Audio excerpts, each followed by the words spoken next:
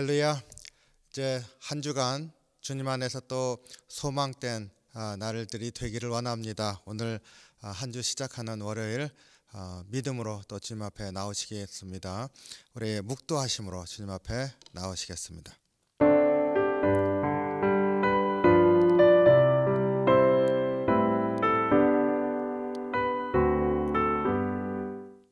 아멘. 찬송 524장 갈 길을 밝히 보이시니 함께 찬송합니다.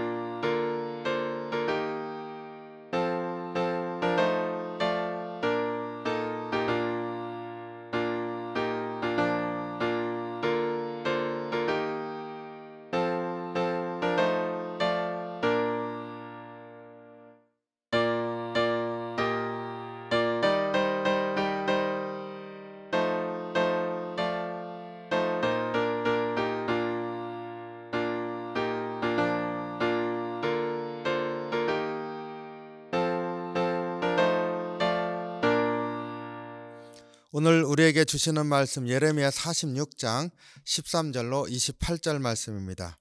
함께 봉독하겠습니다. 바벨론의 느부갓네살 왕이 와서 애굽 땅을 칠 일에 대하여 선지자 예레미야에게 이르신 여호와의 말씀이라. 너희는 애굽에 선포하며 믹돌과 놉과 바다네스에 선포하여 말하기를 너희는 굳건히 서서 준비하라. 내 사방이 칼에 삼키었느니라. 너희 장사들이 쓰러짐은 어찌함이냐. 그들이 서지 못함은 여호와께서 그들을 몰아내신 까닭이니라. 그가 많은 사람을 넘어지게 하심에 사람이 사람 위에 엎드러지며 이르되 일어나라. 우리가 포악한 칼을 피하여 우리 민족에게로 우리 고향으로 돌아가자 하도다. 그들이 그곳에서 부르짖기를 애굽의 바로 왕이 망하였도다. 그가 기회를 놓쳤도다. 만군의 여호와라 일컫는 왕이 이르시되 나의 삶으로 맹세하노니 그가 과연 산들 중에 다볼같이 해변에 갈멜같이 오리라. 애굽에 사는 딸이여 너는 너를 위하여 포로의 짐을 꾸리라. 노비 황무하며 불에 타서 주민이 없을 것임이라.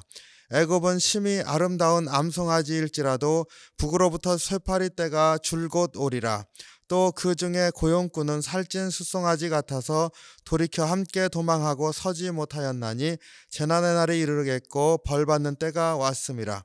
애굽의 소리가 뱀의 소리 같으리니 이는 그들의 군대가 벌목하는 자 같이 도끼를 가지고 올 것임이라.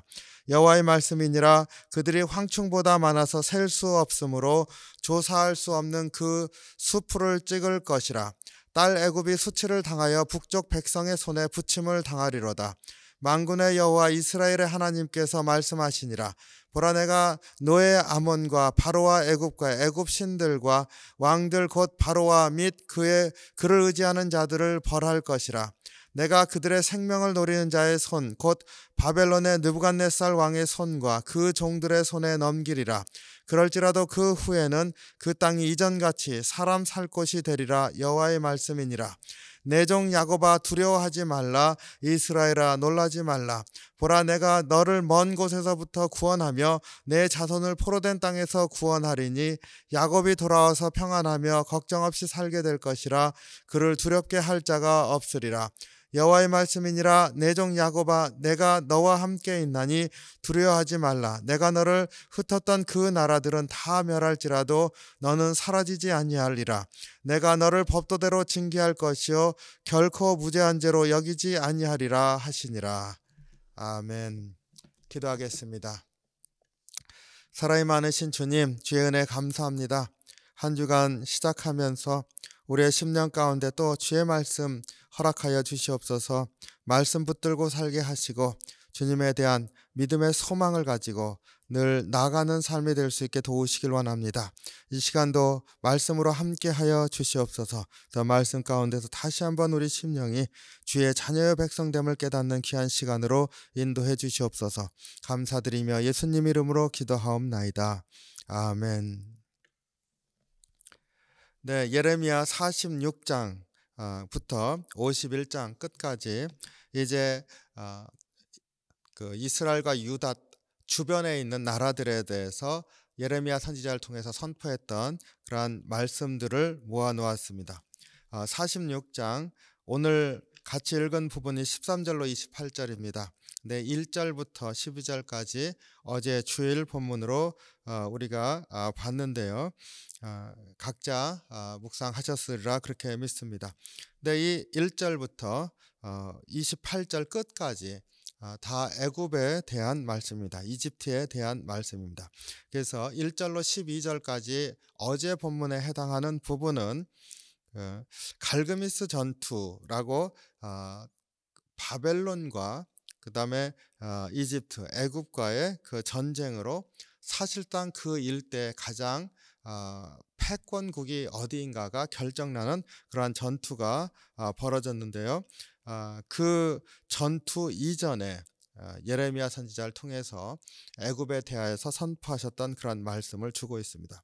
그 2절 한 절 보면은 애굽에 관한 것이라 곧 유다의 요시야 왕의 아들 여호야김 넷째 해에 유브라데 강가 갈그미에서 바벨론의 느부갓네살 왕에게 패한 애굽의 왕 바로느고의 군대에 대한 말씀이라.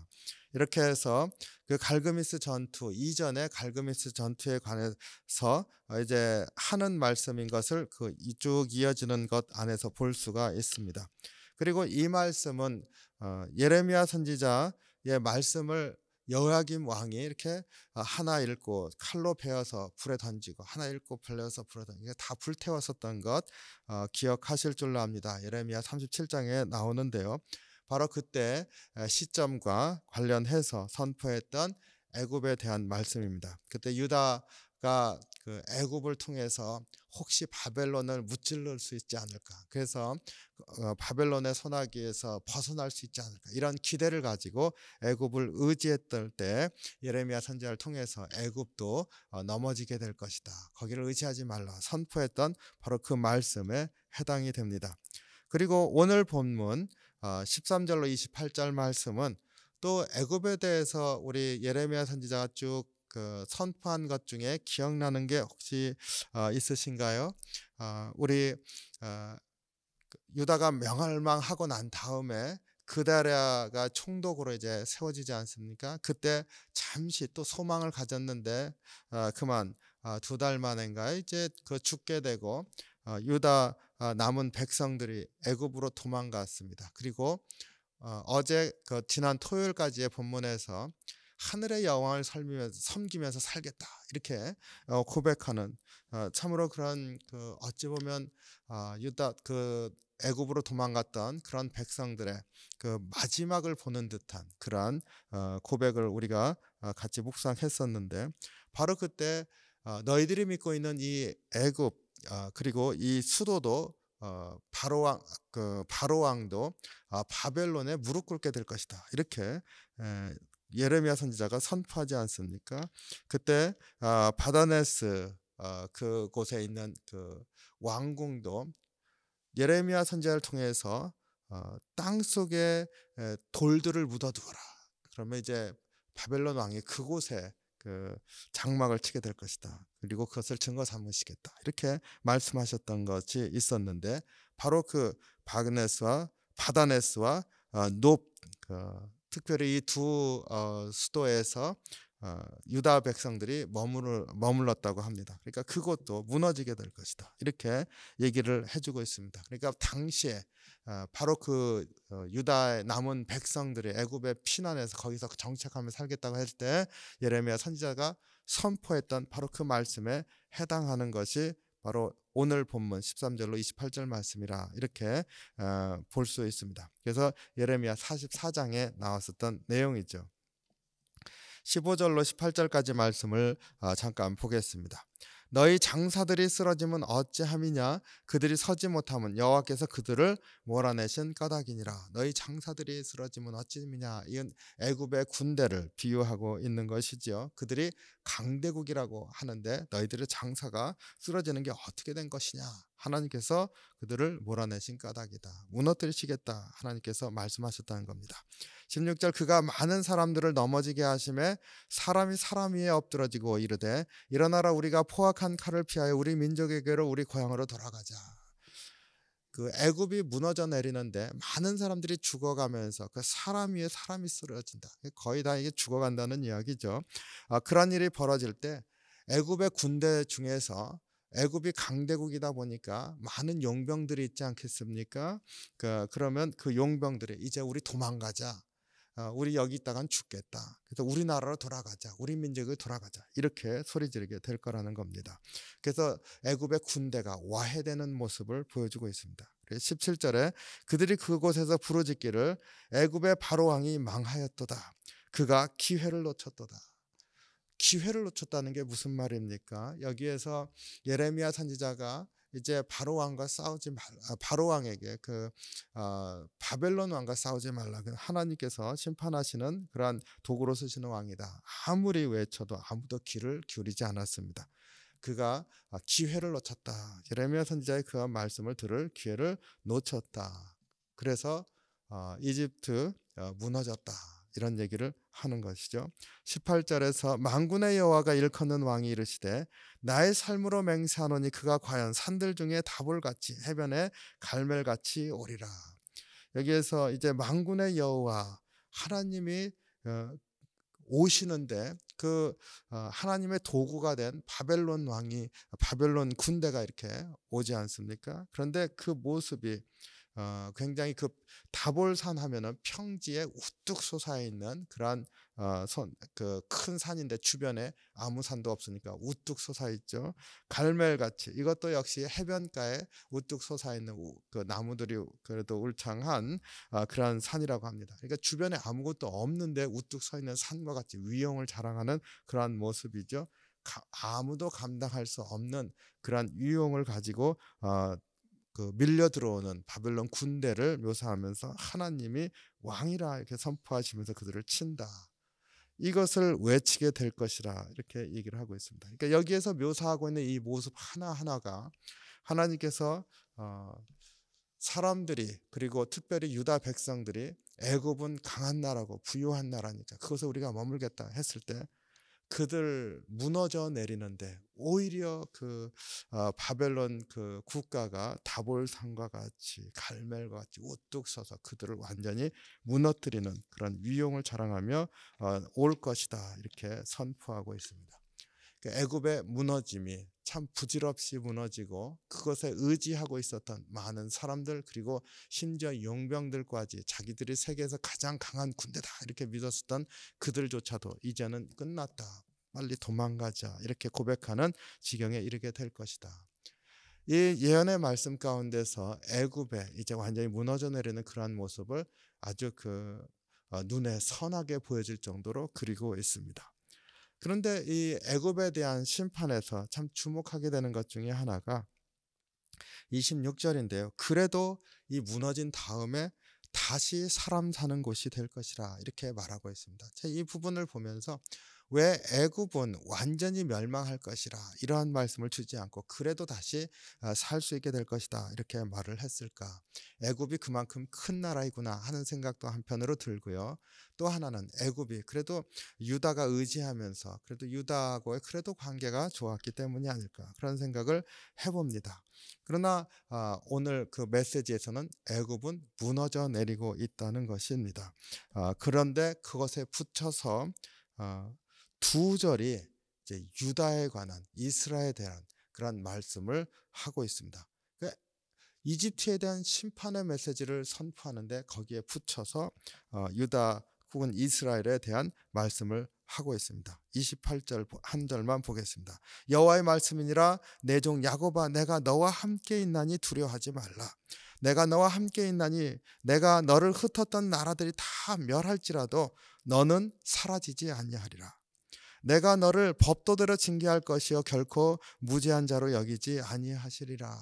이렇게 말씀하고 있습니다. 이 보면은 그 이집트라고 하는 거대한 나라도 무너지는데 그리고 주변에 이제 많은 나라들에 대해서 말씀을 하시면서 그들이 무너질 것을 말씀하시게 되는데 그 모든 말씀 가운데서 그들이 비록 멸할지라도 너는 사라지지 아니하리라.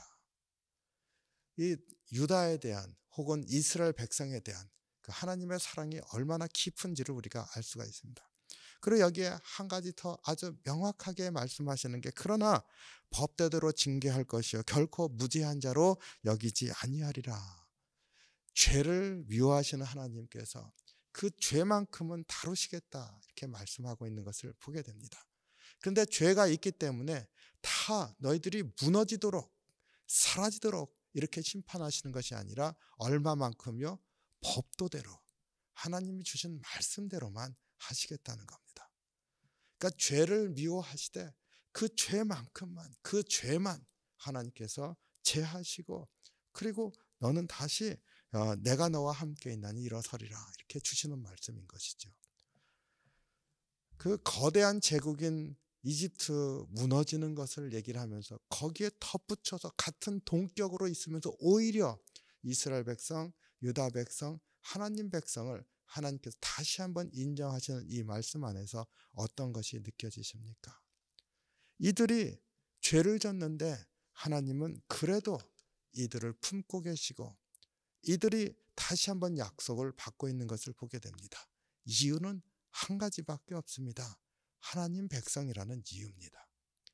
우리가 하나님의 자녀가 되었다고 하는 것, 이것이 얼마나 큰 특권인지 하나님이 우리의 삶 가운데 얼마나 이렇게 관심을 두고 끝까지 지켜보고 계시면서 인도하시는지를 분명히 깨닫기를 원합니다. 그래서 우리의 삶 가운데 우리가 하나님의 사랑을 입어서 하나님의 자녀가 되었고 이것은 폐기되어지지 않는 아주 특별한 권세가 있는 것이라 하는 것을 다시 한번 새기면서 주님과 동행하는 귀한 하루가 되시기를 주님의 이름으로 축원합니다. 기도하겠습니다. 사랑이 많으신 주님, 주님의 은혜와 사랑에 감사와 찬양을 드립니다. 우리의 삶 가운데 정말 아무것도 아닌 저희들의 삶을 항상 지키시고 인도하시며 주의 말씀과 주님의 은혜 안에서 인도하시는 주님을 다시 한번 바라보게 이끌어 주시옵소서. 우리가 얼마나 큰 사랑을 입었는지 기억하게 하시고 주님을 의지할 수 있도록 인도해 주시옵소서. 우리의 심령을 열어주시고 하나님께서 참으로 우리와 함께 하심을 다시 한번 고백하고 감사하면서 의지하는 저희 될 수 있게 이끌어 주시옵소서. 오늘 또 동행하시는 주님 보게 하시고 주님과 함께 승리할 수 있도록 인도하시길 간절히 바라고 나오며 우리 지금 예수 그리스도 이름으로 간절히 기도하옵나이다. 아멘. 주기도문 하겠습니다.